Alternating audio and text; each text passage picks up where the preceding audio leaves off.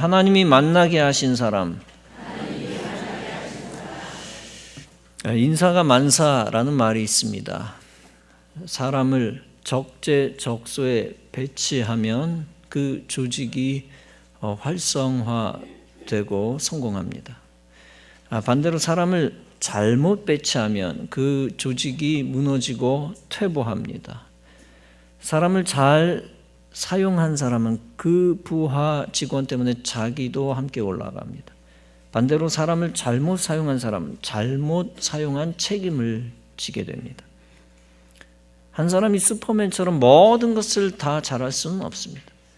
그러므로 사람들을 잘 활용하고 일을 잘 분배시켜야 합니다. 특히 좋은 사람, 합당한 사람을 선택하여 위임하고 임무를 부여해야 합니다. 그러면 선택받은 사람이 그 일을 대신하여 해결해 줍니다. 따라서 인사가 만사라는 말이 틀린 말이 아닙니다. 이때 선택과 사용에 있어서 중요한 것이 있습니다. 그것은 사람의 안목보다는 하나님의 은혜가 있어야 한다는 것입니다. 특히 만남의 축복이 있어야 한다는 것입니다. 하나님이 절묘하게 연결시켜 주시는 은혜와 복이 중요합니다. 그것이 첫째 중요한 성공 조건입니다. 본문은 하나님이 바울과 아굴라와 브리스길라를 만나게 하신 사건입니다. 다시 말하면 아굴라와 브리스길라는 하나님이 바울과 만나게 해주신 사람입니다. 바울의 전도 사역을 위해 하나님은 바울이 그 부부를 만나게 하셨습니다. 본문은 말씀합니다. 바울이 아덴을 떠나 고린도에 이르러 아굴라라는 본도에서 난 유대인 한 사람을 만나니 글라우디오가 모든 유대인을 명하여 로마를 떠나라 하니라. 그래서 아굴라가 그 아내 브리스길라와 함께 이달리아로부터 새로 온지라. 바울이 그들에게 감해 생업이 같으므로 함께 살며 일을 하니 그 생업은 천막을 만드는 것이었더라. 안식일마다 바울이 회당에서 강론하고 유대인과 헬라인에게 권면하니라. 바울이 고린도라는 큰 도시에서 전도 활동을 했습니다. 고린도는 바울에게 있어서 아무도 아는 사람이 없는 곳이었습니다. 그런 곳에서 전도하기 위해서는 생계 문제를 해결해야 했습니다. 따라서 바울은 전도 여행 중에 천막 만드는 일을 했습니다. 바울이 어떻게 천막 만드는 기술을 익혔는지 알 수 없습니다.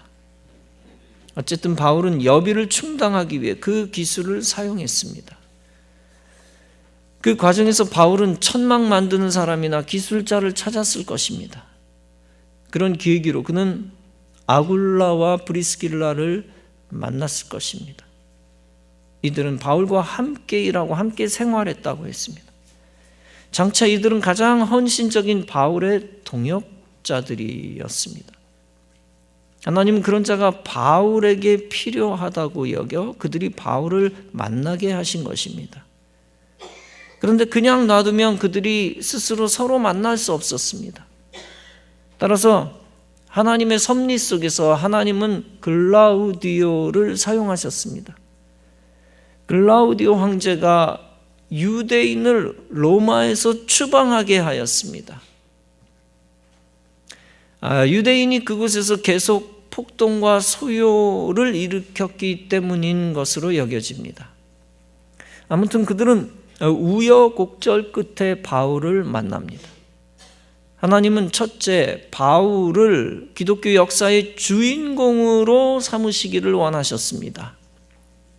그를 통해 신약 성경의 일부를 완성하기를 원하셨습니다. 따라서 하나님은 바울의 사역을 성공하게 하셨습니다. 그 성공을 위해 바울 혼자의 힘으로는 불가능합니다.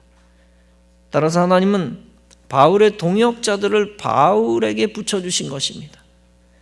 특히 바울에게 가장 합당한 동역자를 바울에게 붙여주신 것입니다. 바울 스스로의 힘으로는 그 동역자를 찾을 수가 없습니다. 이를테면 아굴라는 친척도 아니고 바로 옆에 이웃도 아닙니다. 전혀 서로를 모르는 사람들이었습니다. 그러나 하나님은 그들이 서로 만나야만 역사가 일어난다고 여기셨습니다. 따라서 하나님은 로마 당국의 수장까지 활용하신 것입니다. 그를 통하여 바울과 그들 부부가 서로 만나게 하신 것입니다. 하나님이 이스라엘 초대 왕 사울을 세우실 때도 사람을 사용하셨습니다. 주님께서는 사울이 사무엘을 만날 수 있게 조치를 취하셨습니다. 주님은 세 가지 놀라운 준비를 해두셨습니다. 사울의 아버지 기스가 암나귀를 잃어버립니다. 사울의 아버지는 잃어버린 암나귀를 찾아오라고 사울에게 명령을 하였습니다. 아버지의 명령에 아들 사울은 자기 동네와 이웃 동네까지 찾아다닙니다. 그러나 허사여서 나중에는 베냐민 지파 지경 끝 숲이라고 이름하는 땅까지 두루 찼습니다. 그때만 해도 사울은 헌신적인 순종적인 모습으로 책임을 완수하려고 힘을 다했습니다. 사울은 사환과 동행을 했는데 숲이라고 이름하는 베냐민 땅 들녘까지 갔습니다. 그러다가 이제는 너무 늦어서 결단을 합니다. 아버지가 걱정하시겠다, 돌아가자. 그랬더니 함께 했던 사환이 말합니다. 이 주변에 능력의 종, 존경받는 주의 종이 계시다고 합니다. 한번 그분을 만나보시는 것이 어떻겠습니까? 그렇게 제안을 하니까 사울이 말했습니다. 나도 사실은 만나고 싶지. 그런데 내게 가진 것이 없어. 지금 우리가 준비한 음식이 다 떨어지고 우리가 여유 있는 상황이 아니네. 그러니 어떻게 주의 종을 만나나? 그러니 다음에 만나기로 하고 오늘은 돌아가자. 그쯤 되면 그러지요 뭐라고 그냥 돌아갈 수도 있었을 것입니다. 그러나 그 사환은 그럼에도 불구하고 사울에게 한 번 더 제안을 합니다. 저에게 조금 있습니다. 제게 은 한 세겔의 4분의 1, 아주 조금은 있습니다. 제가 가진 것을 가지고 주의 종을 만나면 안 되겠습니까? 이 사환은 어떻게 해서라도 사무엘을 만나게 해주려고 애를 쓰고 있습니다. 결국 사울이 사환에게 이르되 네 말이 옳다, 가자 하면서 결국은 동의하게 됩니다. 사울은 이 지혜로운 사환의 인도를 따라갑니다. 입장이 사환이냐 사환이 아니냐가 중요한 것이 아닙니다. 그 사환이 얼마나 진심으로 그를 도우려 했느냐 했던 것이 중요했던 것입니다. 그 끈질긴 사환의 열정에 사울이 감동을 받은 것입니다. 세 번째, 사울이 사무엘을 만나게 하신 하나님의 섭리가 또 있었습니다. 그들이 지금 사무엘을 만나러 가는 길이었습니다. 그 길 언덕길에서 물깃는 소녀들을 만납니다. 사울과 사환은 이 소녀들에게 사무엘이 있는 곳이 어디냐라고 묻습니다. 그때 그들이 저 성에 들어가 봐요. 들어가면 있어요 라고 간단히 말할 수도 있었습니다. 그럼에도 그들은 이렇게 말합니다. 그들이 당신보다 앞섰으니 빨리 가소서. 그분이 오늘 예배를 드리려고 제사를 집행하려고 왔습니다. 그런데 조금 늦으면 그분을 만날 수가 없습니다. 그러므로 지금 올라가세요. 그러면 금시로 만나리이다. 오히려 소녀들이 급해가지고 정확한 정보, 빠른 정보를 사울과 사환에게 알려줍니다. 이렇게 사울이 만난 소녀들조차 열정적으로 알려주고 있습니다. 도와주고 있습니다. 이렇게 하나님께서 동물을 통해서도 아랫사람을 통해서도 이름 없는 물깃는 소녀를 통해서도 역사하시고 그들을 사용하고 있는 것입니다. 한편 하나님은 미리 주의 종 사무엘에게 알게 하셨습니다. 내일 이맘때 베냐민 지파 사람 하나가 너에게 찾아올 것이다. 이렇게 하나님께서는 이미 하나님의 사역을 위해 사무엘에게 알게 하신 것입니다. 그러면서 하나님은 사울에게 말씀하십니다. 내가 베냐민 땅에서 한 사람을 보내리니 내 백성 이스라엘의 지도자로 삼으라. 사울이 물깃는 소녀를 만나기도 전입니다. 그러나 하나님께서는 이 사울을 이스라엘을 위한 지도자로 택하셨습니다. 그 목적이 무엇입니까? 오직 한 가지입니다. 너는 그에게 기름을 부으라. 즉 기름 부음을 위해서 하나님께서 사무엘과 사울을 만나게 하셨다는 것입니다. 사울의 입장에서는 기름 부음을 받기 위해 사무엘을 만나게 된 것입니다. 사명을 받기 위해 하나님의 종을 만나게 하셨습니다. 사울을 초대 이스라엘의 왕으로 세우시고자 하는 하나님의 뜻이 있었기 때문입니다. 그렇게 사울이 사무엘을 만나게 하신 일에 하나님께서 놀랍게 인도하시고 섭리하신 것입니다. 우리 성도들이 함께 만난 것도 마찬가지입니다. 저와 여러분이 만난 일도 그리 단순한 일이 아닙니다. 하나님이 우리 교회를 통해 놀라운 일을 이루시려고 저와 여러분을 우리 교회로 보내신 것입니다. 이렇게 하나님이 만나게 하시는 사건 속에서 여러분이 주인공이 되시기 바랍니다. 우리 자신은 부족하고 보잘것없습니다. 그러나 하나님이 원하시는 곳에 보내질 때 귀중한 그릇으로 쓰임받습니다. 또 하나님이 계획한 사람을 만날 때 큰 그릇으로 쓰임을 받습니다.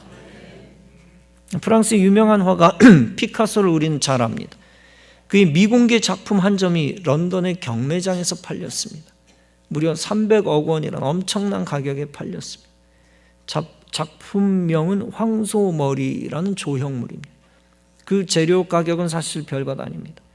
1943년 어느 가을 맑은 날이었습니다. 피카소가 집 주위를 돌아다니다가 버려진 자전거 한 대를 발견을 합니다.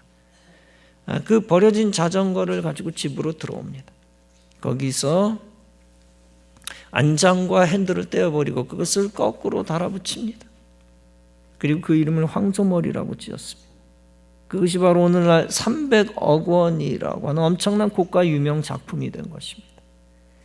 누군가에 의해 버려진 고물 자전거, 아무도 눈여겨보지 않던 중고 자전거였습니다.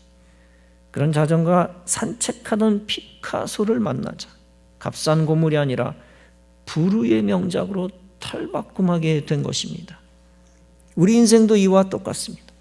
하나님이 만나게 하시는 사건 속에 들어가면 완전히 달라집니다. 이때 중요한 것이 있습니다. 여러분이 평소에 믿음 가운데 매일 최선을 다해야 한다는 것입니다. 그러면 하나님께서 필요한 사람을 만나게 해주실 것입니다. 거룩한 사명을 위하여 꿈을 꿀 때 그 꿈을 이룰 사람을 만나게 해주실 것입니다. 하나님은 여러분이 알아야 할 사람을 먼저 알고 계십니다. 수년 뒤 여러분에게 크게 도움이 될 사람도 하나님이 먼저 알고 계십니다. 여러분이 순종하며 신앙생활 잘하면 하나님이 만나게 하시는 것입니다. 어떤 만남은 사람이 판단할 때 좋은 만남이다라고 착각을 할 때가 있습니다. 그러나 우리에게 해가 되는 만남을 하나님은 틀어버리십니다. 틀기도 하십니다. 사람 잘못 만나 망할 수도 있습니다. 그런 만남을 하나님이 아시고 미리 틀어버리시는 것입니다. 그 순간에 마음 아파하지 마시기 바랍니다.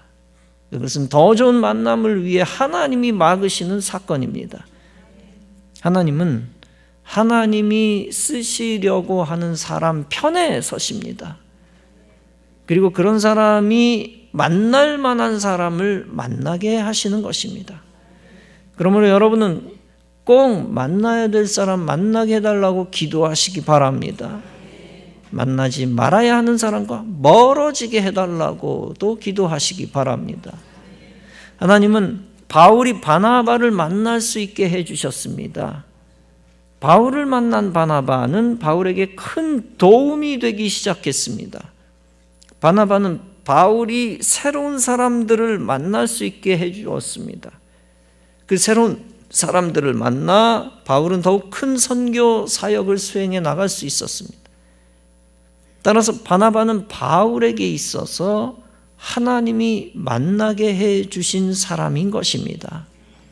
여러분도 바나바 같이 여러분을 크게 돕는 사람을 만나는 축복을 받으시기 바랍니다. 세계적인 부흥사 빌리 그레함 목사님 작년에 소천했습니다. 1949년 빌리 그레함 목사님은 젊은 설교자로서 미국 전역을 다녔습니다. 많은 성공적인 집회를 했습니다. 그러나 아직 유명한 설교자는 아니었다고 합니다. 그해 여름 그는 LA에서 큰 집회를 열었습니다. 어느 날 회중 가운데 윌리엄 랜돌프 헐스라고 하는 사람이 있었습니다. 그는 전국의 신문사를 소유하고 있었습니다. 그날 밤 그는 빌리 그레함 목사님의 설교를 듣고 감명을 받았습니다. 그리고 모든 신문사에 그레함 목사님에 대한 호평 기사를 쓰라고 지시했습니다. 그 다음 주 전국의 이 젊은 목사의 이야기가 화제가 되었습니다. 한 사람 때문에 빌리 그레함 목사님이 하룻밤 사이 전국적으로 유명해진 것입니다. 하나님께서 빌리 그레함 목사님에게 바나바를 보내주신 것입니다. 여러분, 우리의 미래가 다른 사람들과 연결되어 있다는 사실을 알아야 합니다. 특히 하나님이 여러분에게 필요한 바나바를 보내셨고 또 보내실 것을 알아야 합니다. 무엇보다 하나님이 여러분의 미래를 계획하셨다고 믿고 의지해야 합니다. 여러분, 진정으로 복 있는 사람은 누구입니까? 복 있는 사람은 무엇이든 탁월한 사람이 아닙니다. 부족한 것이 많지만 그 부족한 것을 채워줄 사람을 많이 만나는 사람이 복 있는 사람입니다. 직관력이 뛰어나지만 현실 감각이 떨어지는 사람도 있습니다. 내성적으로 꼼꼼하고 머리가 좋지만 용감하지 못한 사람도 있습니다. 사역의 큰 그림을 잘 그리지만 행정에 치밀하지 못한 사람도 있습니다. 일은 잘하지만 인간관계가 어설픈 사람도 있습니다. 굉장히 창조적이지만 일이 계획적이지 못한 사람도 있습니다. 그런 부족한 부분을 스스로 다 완벽하게 보완해내며 완성할 수는 없습니다. 그럴 때 더 중요한 것은 그 부족한 부분을 채워주는 사람들을 만나는 것입니다. 그런 만남의 축복을 풍성히 받을 때 하나님의 귀한 뜻을 잘 수행해 나가게 됩니다. 모세는 스스로 말 잘 못한다고 고백을 했습니다. 그런 모세를 사용하시기 위해 하나님은 말 잘하는 아론을 붙여주시겠다고 했습니다. 하나님이 아론에게 찾아가 아론의 마음을 움직이며 말씀하셨습니다. 광야로 가서 모세를 맞으라. 그는 형제였지만 수십 년 떨어져 있었고 어디에 사는지도 서로 모릅니다. 아론은 모릅니다. 또 모세도 아론이 어디 있는지 모르고 아론을 움직일 수도 없었습니다. 모세 스스로가 알아서 찾아간 것이 아닙니다. 하나님이 모세에게 애굽으로 가라고 하셨습니다. 아론에게는 시내산으로 가라고 하셨습니다. 시내산 어디에 가서 어떻게 찾는다는 말입니까? 하나님이 정해주시고 알려주신 정확하고 구체적인 장소에 가서 찾으라는 것입니다. 그리고 찾은 것입니다. 그래서 둘은 만나 감격적으로 서로 문안 인사를 하게 된 것입니다. 하나님은 그 만남의 사건을 이미 예정하신 것입니다. 하나님은 출애굽기 4장에서 이미 말씀하셨습니다. 모세, 네가 아론을 만났을 때 아론이 너 모세를 보고 마음으로 기뻐할 것이다. 그런데 하나님이 만나게 하신 사건은 그냥 서로 친교하라고 만나게 하신 것이 아닙니다. 하나님이 정하신 축복의 만남은 비전과 사명을 위한 것입니다. 그저 인간적인 회포나 풀라고 이산가족을 만나게 하신 것이 아닙니다. 또 인간적인 목적, 정치적인 목적을 달성하라고 이산가족 만나게 하신 것이 아닙니다. 오직 하나님이 만남의 축복을 주신 이유는 이스라엘의 해방 비전 때문이었습니다. 모세가 형을 만나자마자 비전을 말합니다.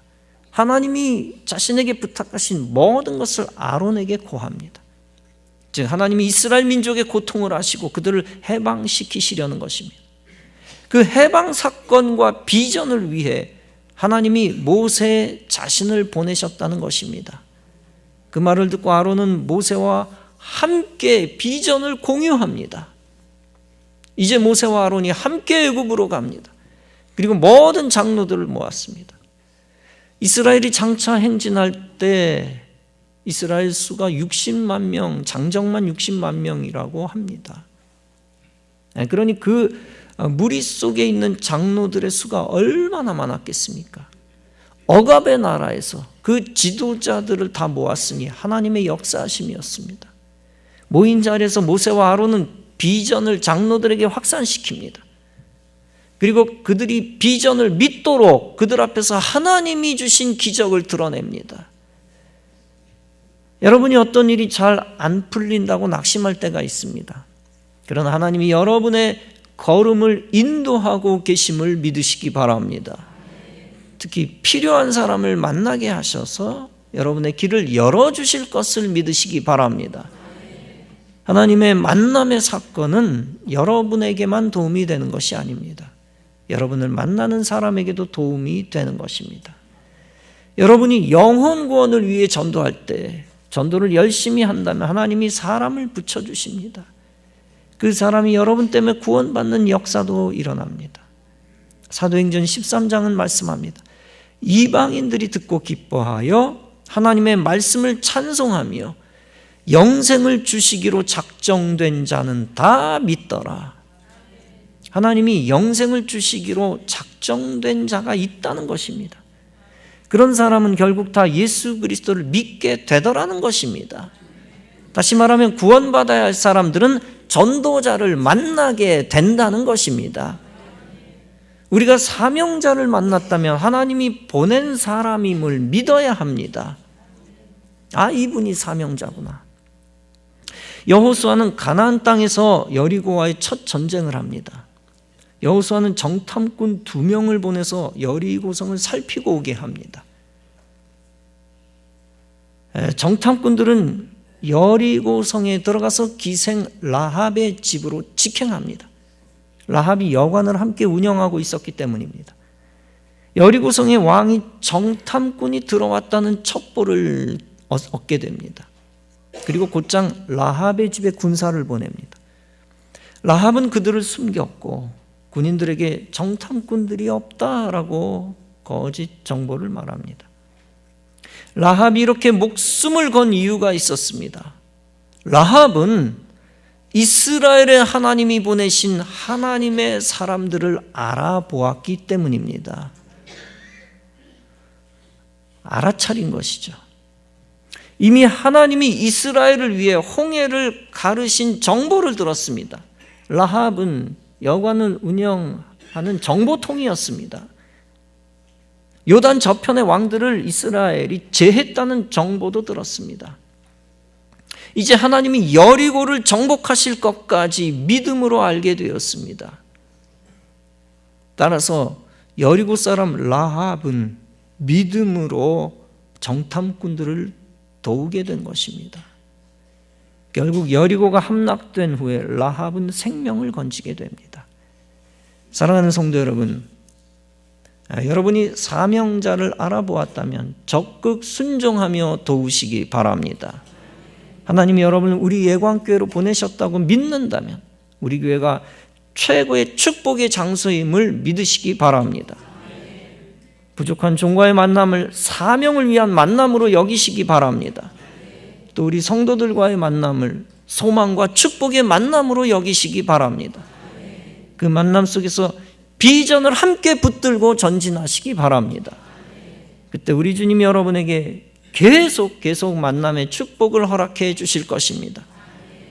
그 만남 속에서 더욱 행복하게 하실 것입니다. 비전을 성취하게 하실 것입니다. 그리고 하나님께서 우리가 그 비전을 이루는 과정 속에서 하늘의 기쁨을 주실 것입니다. 이와 같이 주님이 만나게 하시는 사람을 통하여 사명 감당하고 성공하는 인생이 되어지기를 주님의 이름으로 축원합니다.